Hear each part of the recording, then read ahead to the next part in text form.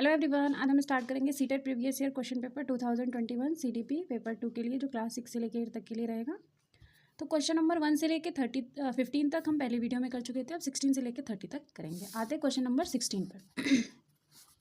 Gene पियाजे के अनुसार बच्चे अमूर्त संक्रियात्मक अवस्था में, जीन पियाजे के अनुसार जो 4 चरण दे रखे हैं या 4 अवस्था दे रखी हैं, उसमें से बताना है कि अमूर्त संक्रियात्मक अवस्था में बच्चे क्या करना सीख जाते हैं। संरक्षण, वर्गीकरण वह श्रेणीबद्धता करने में सक्षम नहीं होते, ऐसी बात नहीं है। प्रतीकात्मक और संकेतात्मक खेलों में भाग लेना प्रारंभ कर देते हैं। अच्छा, फिर परिकल्पनात्मक, निगमनात्मक तर्क और प्रतिज्ञप्ति चिंतन करने में समर्थ, या फिर केंद्रीकरण और अनुक्रमात्मक सोच में आबद्ध। तो देखो, जो बच्चा अमूर्त संक्रियात्मक अवस्था में आ जाएगा वो कल्पना करना सीख जाता है। मतलब जो चीज़ उसके सामने नहीं है वो उसके बारे में भी कल्पना कर सकता है, तर्क कर सकता है। तो इसीलिए ऑप्शन सी करेक्ट हो जाएगा कि वो क्या कर पाएगा, परिकल्पित निगमनात्मक तर्क कर पाएगा और प्रतिज्ञप्ति चिंतन करने में समर्थ हो पाएगा। ठीक है, आते क्वेश्चन नंबर 17 पर। लॉरेंस कॉल्बर्ग के नैतिक विकास के सिद्धांत के अनुसार व्यक्ति किस अवस्था में है जब वह विश्वास करता है कि वर्तमान सामाजिक प्रणाली को संक्रियात्मक पूर्वक बनाए रखने के लिए धनात्मक मानवीय संबंध और सामाजिक वर्ग सुरक्षित रहता है। मतलब जो लॉरेंस कॉल्बर्ग थे, उन्होंने नैतिक विकास के सिद्धांत दिए थे। तो जो बच्चा या जो व्यक्ति, आपको बताना है किस अवस्था में है, अगर वो सामाजिक प्रणाली है उसकी सक्रियता बनाए रखने के लिए पॉजिटिविटी रखे। ठीक है, तो आपको बताना है, ऑप्शनों के हिसाब से हम इसका करेक्ट आंसर देंगे। तो यांत्रिक उद्देश्य अभिविन्यास नहीं, सार्वभौमिक नैतिक सिद्धांत, दंड आज्ञा पालन नहीं। अगर उसे समाज के प्रति मानवीय संबंध के प्रति रहना है तो ऑप्शन डी करेक्ट हो जाएगा, सामाजिक क्रम व्यवस्था अभिविन्यास। ठीक है, आते क्वेश्चन नंबर 18 पे। बाल्यावस्था की अवधि में विकास, बाल्यावस्था की अवधि में जो विकास है क्या है, में केवल परिणामात्मक परिवर्तन होते हैं, या फिर अनियमित और असंबंधित होते हैं, या धीमी गति से होता है, या बहुस्तरीय और मिश्रित होता है। तो देखो, बाल्यावस्था की अवधि में जो विकास होता है वो बहुस्तरीय होता है और मिश्रित होता है। ठीक है, हर तरीके से होता है। आते क्वेश्चन नंबर 19 पर। निकट विकास का क्षेत्र या फिर समीपस्थ विकास का क्षेत्र, जिसे ZP भी बोला जाता है, वह प्रक्रिया जिसमें शुरू में विभिन्न समझ वाले 2 व्यक्ति समान समझ पर पहुंचते हैं, या फिर वह प्रक्रिया जिसमें बच्चे समाज के वयस्क सदस्यों द्वारा निर्धारित विधि में कार्य लेते हैं, या फिर विभिन्न प्रकार के कार्य जो कि अपनी आयु के अनुसार बच्चों को करने चाहिए परंतु वो नहीं कर पाते हैं। तो ZPD के हिसाब से क्या है कि बच्चे के वर्तमान स्तर पर स्वतंत्र प्रदर्शन और वयस्क व अधिक कौशल वाले समकक्षियों की सहायता से बच्चे द्वारा उपार्जित किए जाने वाले प्रदर्शन के मध्य का क्षेत्र। कहने का मतलब ये है, ZPD का मतलब होता है जोन ऑफ प्रॉक्सिमल डेवलपमेंट। मतलब कि कुछ हद तक बच्चा अपने आप कर सकता है किसी चीज़ को, लेकिन कुछ हद ऐसी होती है जिसमें हम बच्चे को थोड़ा सा सपोर्ट दे देंगे तो वो अपने आप कर लेगा।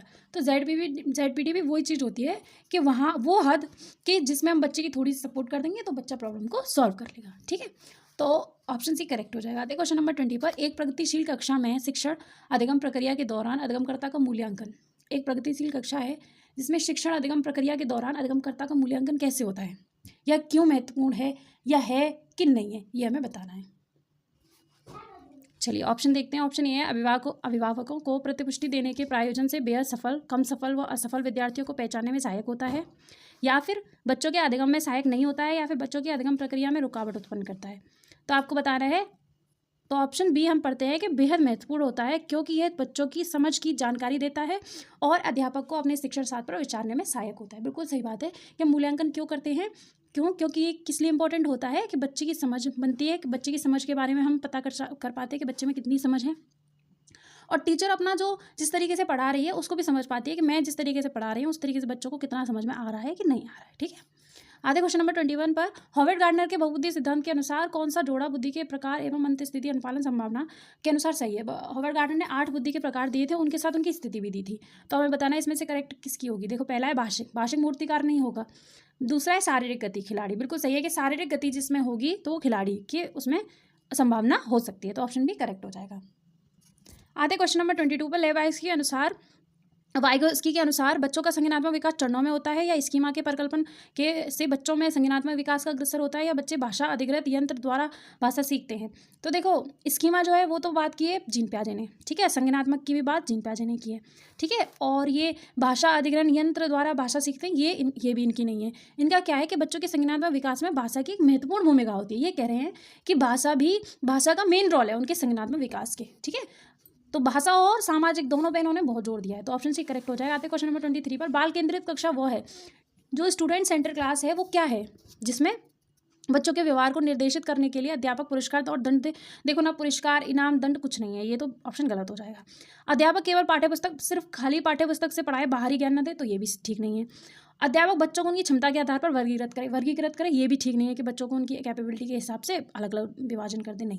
अध्यापक लचीला है और प्रत्येक बच्चे की व्यक्तिगत आवश्यकताओं को पूरा करता है, ऑप्शन भी बिल्कुल ठीक है कि अध्यापक को बच्चों के अकॉर्डिंग देखते हैं कि हर एक बच्चे की ज़रूरत क्या है, उसके हिसाब से जो है अपने जो भी वो पढ़ा रहे हैं उसमें अपना लचीलापन करते हैं, ठीक है। आते क्वेश्चन नंबर 24 पे, किस मनोविज्ञान के अनुसार बच्चों के संज्ञानात्मक विकास में संस्कृति उपाधि, देखो संस्कृति हो, सामाजिक हो, भाषा हो, तो सिर्फ सीधे लय वाइज की लगा देना है, ठीक है। तो ऑप्शन सी करेक्ट हो जाएगा। तो क्वेश्चन नंबर 25 पे, कक्षा में सभी लिंगों में जेंडर रूढ़िवादिता कम करने और विकास के विस्तार की संभावना को बढ़ाने के लिए प्रभावशाली पद्धति कौन सी है। तो देखो जेंडर रूढ़िवादिता क्या है कि जो डिसाइड कर रखी है समाज ने कि लड़का ये करेगा, लड़की ये करेगी, तो ये जेंडर रूढ़िवादिता है। तो उनको कम करने के लिए कौन सा मतलब प्रभावशाली पद्धति होगी। एक ही लिंग के योग्यता समूह बनाना, ये तो बिल्कुल ही गलत है। लिंगों के जैविक अंतरों की उपेक्षा करना, ये भी गलत है। और उन्हें स्वीकार करना, नहीं। समाज में चित्रण लिंग भूमिकाओं को प्रबल करना, नहीं। ऑप्शन भी करेक्ट हो जाएगा कि क्रियाकलाप के लिए मिश्रित लिंग समूह बनाना और विचार विमर्श को प्रोत्साहित करना, मतलब मिश्रित बनाना जिसमें लड़के भी हों लड़की भी हों, ठीक है। तो ऑप्शन भी करेक्ट हो जाएगा। आते क्वेश्चन नंबर 26 पर, अध्यापक को कक्षा में बहुभाषीय को समझना चाहिए। तो अध्यापक को कक्षा में बहुभाषी को क्या समझना चाहिए। बहुभाषी को समझना चाहिए कि बहुभाषी का एक गुण है और एक साधन है। ये नहीं समझना चाहिए अलग अलग से हैं, अरे मेरे लिए समस्या हो गई, नहीं। वो एक गुण है, उससे बच्चे दूसरे भी सीखेंगे और वो साधन है, ठीक है। आगे क्वेश्चन नंबर 27 पर, प्रतिभाशाली और सृजनात्मक बच्चों की आवश्यकताओं को किस प्रकार संबोधित किया जा सकता है। जो बच्चे प्रतिभाशाली हैं और जो सृजनात्मक बच्चे हैं उनकी आवश्यकताओं को किस तरीके से संबोधित किया जा सकता है, बता सकता है किस तरीके से शो किया जा सकता है। ऑप्शंस पर आते हैं। फर्स्ट है, प्रश्न हल करने के लिए विशिष्ट निर्देश उपलब्ध कराकर, रटने पर आधारित चुनौतीपूर्ण कार्य और नीरसता दूर करने के लिए क्रियाकलाप देकर, वे प्रश्न देकर जिनमें अभिमुखी चिंतन की आवश्यकता हो। बिल्कुल, एक प्रतिभाशाली बच्चे को हम क्या कर सकते हैं, ऐसे प्रश्न दें जिनमें उनका अभिमुखी चिंतन लगे और उसके अभिमुखी चिंतन की आवश्यकता हो, वो लगे, उसी से वो और आगे बढ़े, ठीक है। तो ऑप्शन डी करेक्ट हो जाएगा। आते क्वेश्चन नंबर 28 पर, पठन वैकल्य बच्चों की पहचान किस प्रकार की जा सकती है। पठन वैकल्य वालों की, जिनकी पढ़ने लिखने की दिक्कत रहती है, उनकी पहचान कैसे किया जा सकती है। तो ऑप्शन यही है कि उनके पढ़ने और लिखने की कौशलता के विश्लेषण से, कि वो कैसे पढ़ रहे हैं, कैसे लिख रहे हैं, उसी से पता चल जाएगा बच्चों में पठन वैकल्य है कि नहीं है, ठीक है। आते क्वेश्चन नंबर 29 पर, आंशिक दृष्टि वाले विद्यार्थियों के लिए कौन सी अधिगम सामग्री उपयुक्त नहीं है। आंशिक मतलब जिनको कम दिखाई देता है वो, तो कौन सी सामग्री ठीक नहीं है उनके लिए। बोलती पुस्तक, स्पर्शीय सूचना, बिल्कुल सही है। देख कम पा रहे हैं तो बोलती पुस्तक हो गई, छूके करने वाले बड़े अक्षरों के भी, ठीक है। तो 3D नक्शे और चार्ट वो भी ठीक है, लेकिन छोटी मुद्रा वाली कार्यशीट वो उनके लिए गलत है। तो ऑप्शन भी करेक्ट हो जाएगा क्वेश्चन के हिसाब से। आते क्वेश्चन नंबर 30 पर, समावेशी शिक्षा के पीछे अंतर्निहित विचार क्या है। जो समावेशी शिक्षा है उसके पीछे विचार मतलब मेन उद्देश्य क्या है, मेन विचार क्या है। अलग अलग क्षमताओं वाले बच्चों के लिए विशिष्ट शैक्षिक संसाधनों का प्रावधान करना, नहीं। या फिर बच्चों को उनकी योग्यता के आधार पर पृथक करना, बिल्कुल नहीं करना है पृथक। या बच्चों को अक्षमता के आधार पर उनकी सीमाओं को पहचानने के लिए उन्हें नामांकित करना, नहीं, नामांकित नहीं करना। सामाजिक शिक्षा या समावेशी शिक्षा क्या होती है कि दर्शाती है कि सभी बच्चों को नियमित विद्यालय में समान शिक्षा पाने का अधिकार है। मतलब चाहे बच्चा कैसा भी हो, उसको जो रेगुलर स्कूल है, नॉर्मल स्कूल है, उसमें समान शिक्षा पाने का अधिकार है। वो उनके साथ नॉर्मल बच्चों के साथ पढ़ने का उसका अधिकार है। समावेशी शिक्षा का कहने का ये तात्पर्य है। तो ऑप्शन भी करेक्ट हो जाएगा। ये हमारे 2021 के प्रीवियस ईयर क्वेश्चन CDP के सॉल्व हो चुके हैं। आगे फिर हम नेक्स्ट डेट के करेंगे। Thank you.